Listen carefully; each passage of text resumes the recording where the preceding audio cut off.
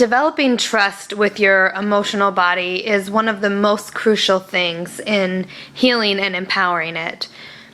Many of us have not learned how to take care of our emotions and therefore don't take care of our emotions, and we develop sort of a rift between ourselves and our emotions. And what happens is our emotional body learns to not trust us.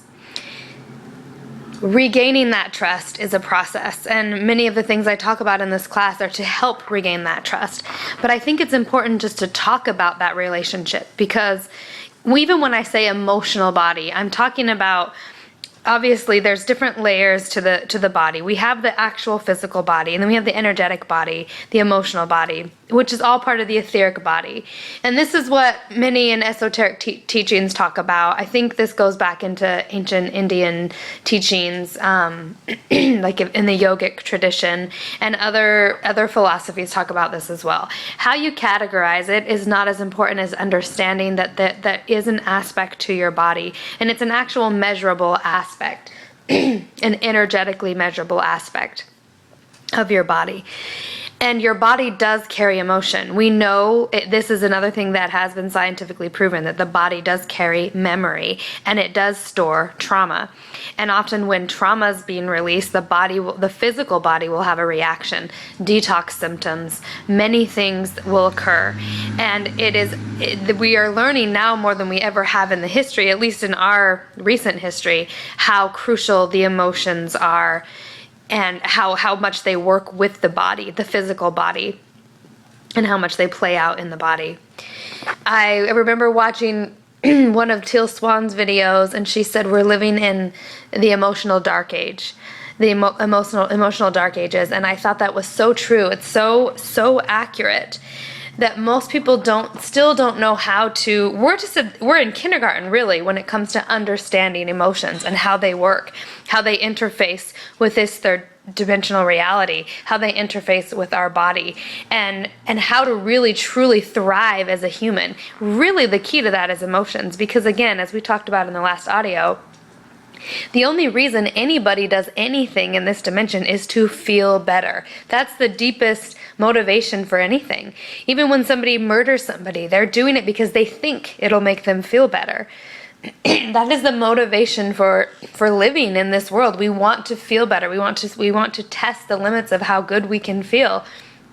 And most of us, because of how we were raised, because of society and societal's view on emotions, we've been very handicapped when it comes to understanding our emotions and how they work with our body and how to thrive with them and how to create with them.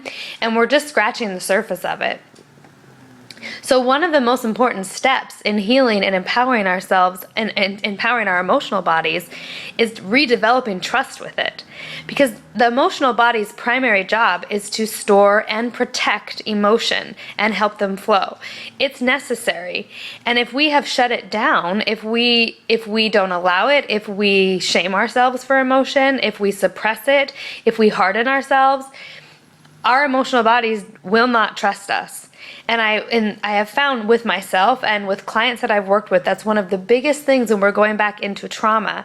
Even when we first start meditating and trying to connect with our trigger points and going back and validating, doing inner child work, a lot of people, when they go back to their original traumas, they find tremendous fear of themselves. It's like of the observer, because the observer, which in this case has been you, has separated yourself to such an extent from your emotions that your emotions do not feel safe with you.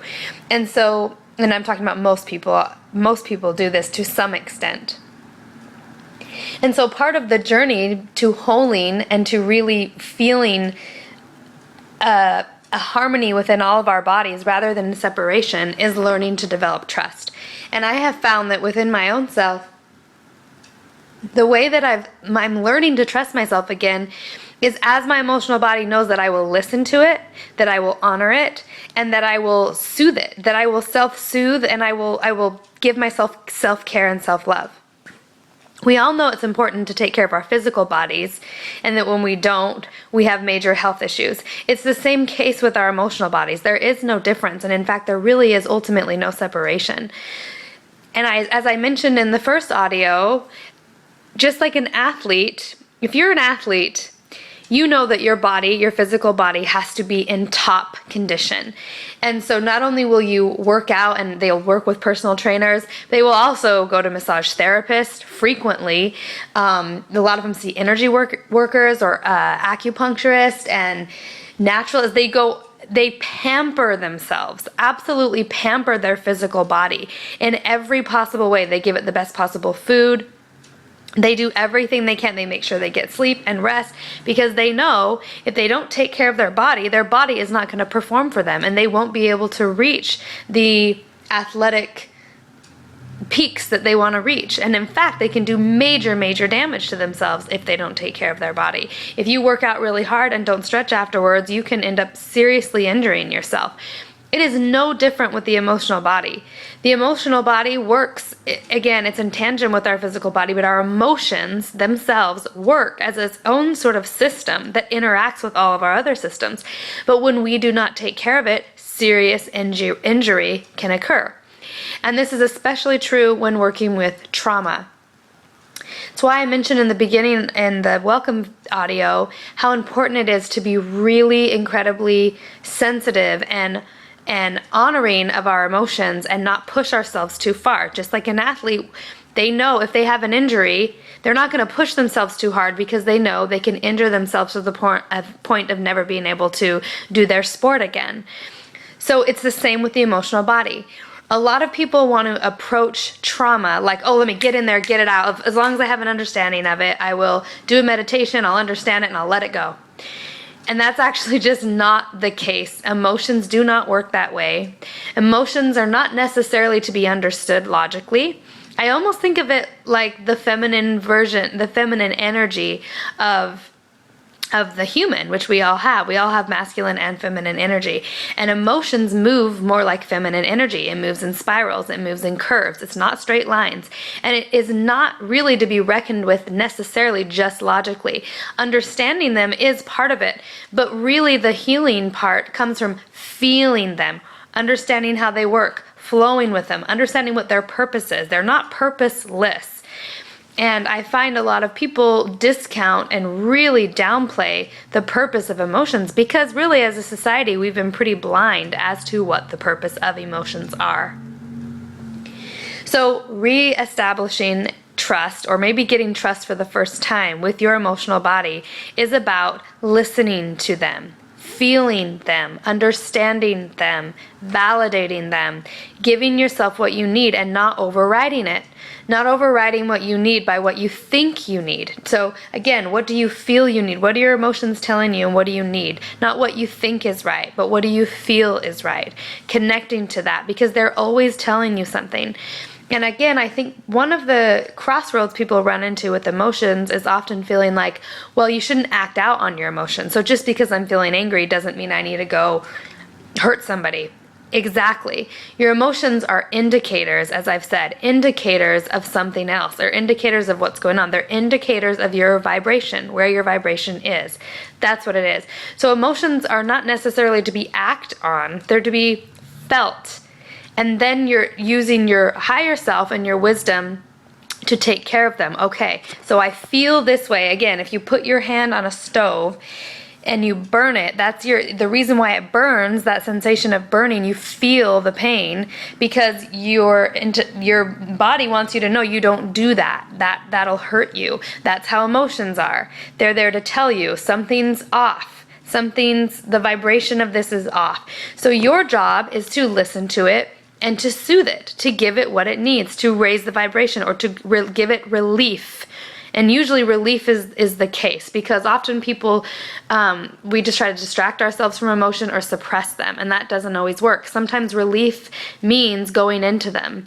Sometimes relief is crying, really validating it. Sometimes relief is anger because sometimes the emotion is powerlessness and we need to feel angry. We need to feel angry perhaps about something, an injustice that has been done. Anger is not bad. We just feel it and there it validates us. It gives ourselves, it It gives us a sense of relief from the powerlessness, because it's like, no, I matter.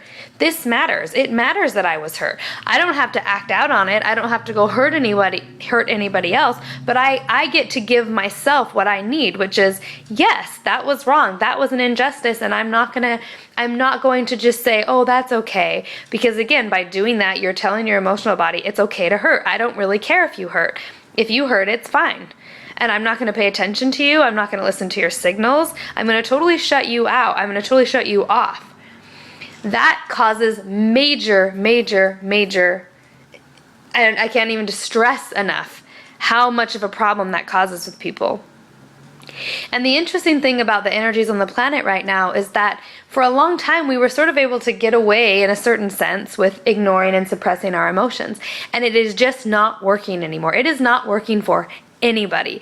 The energies in the planet are too intense. The polarity is getting bigger and bigger, and if you suppress your emotions, you get destroyed. It's just that simple. It's coming out, it's manifesting in all sorts of diseases, all sorts of mental illnesses, and all sorts of interpersonal drama that is just not needed and could be avoided if we really gave ourselves what we needed emotionally. Because again, this is not just a physical world, it is an emotional world. And again, why we do anything, why we choose to do anything is based on feeling. Emotion drives us. It is the fuel that drives this whole existence. So if we don't understand emotions, we're really in a predicament. So part of this class is really understanding how to develop trust with your emotional body. And doing the morning pages, doing the check-in every day, receiving the moment, and allowing yourself to feel and then receive what you have to give it. Allow yourself to feel what you feel and then receive. Open yourself up to receiving what you need. So feel, validate, receive. Feel, validate, receive. Those actions will help you start to develop trust with yourself. And your emotions will start working for you rather than against you. You'll start feeling you're moving in tandem. You're moving in flow together, and you're creating your life beautifully together because you're in harmony with yourself. This is very, very crucial. So in this audio, I just wanted to talk about that, the importance of redeveloping trust with your emotions. There are all different sorts of ways that you can do this, and the most important thing is to tune into what you need, because I can give tips and suggestions, but it's different for everybody, because what works for me may not work for somebody else. The important thing to know is that redeveloping trust with your emotional body is crucial, and that will only come by you listening to it. Inner child work is helpful. I'm going to put a link to some videos on inner child work that I think are great, and some suggestions for that. And then I'm going to put a meditation as well of my own on just soothing and listening to the emotional body. But again, remember, part of your intention in this whole class, I believe, is to redevelop trust with that. And so remember, in each moment of every day, as you receive the moment, the next audio is going to be talking about receiving the moment and some tips on how to do that more. And as you do that, remember, you're giving to your emotional body. So a huge part of this is learning to receive in a big way, learning to give your emotional body what it needs, and then open yourself up to receiving. And that involves a tremendous amount of trust and surrender.